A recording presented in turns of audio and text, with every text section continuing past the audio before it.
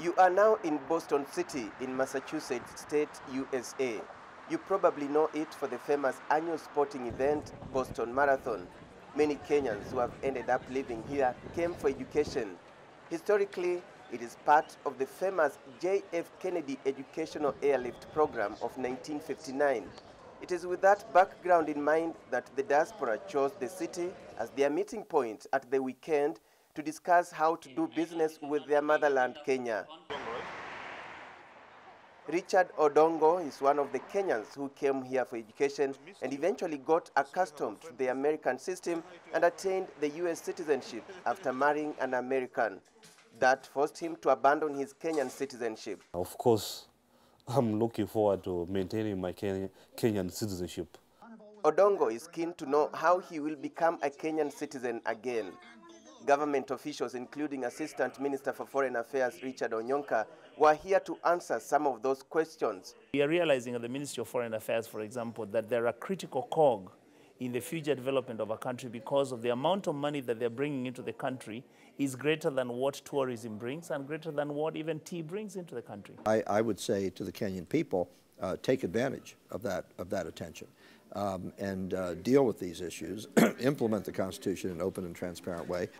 There were also delegates from Vision 2030, the Kenya Investment Authority, and a couple of ministries, including Housing and Nairobi Metropolitan.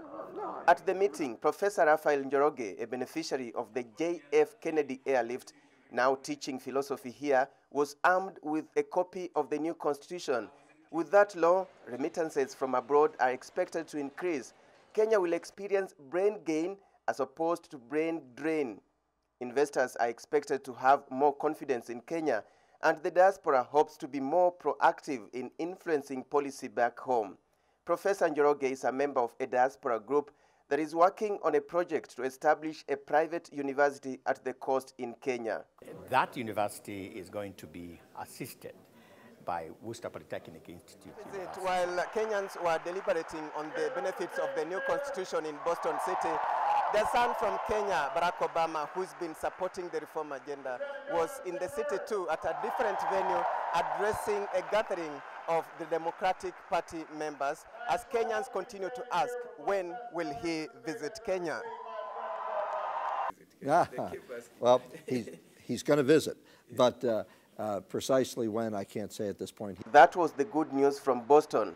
But in a different state, Minnesota, the Kenyan community was mourning after a man by the name Justus Ogendi, who came here 10 years ago, murdered his wife and 2 children. That will form part 2 of my dispatch from America next week when I look at the socio-economic challenges Kenyans who came here on the American Dream face.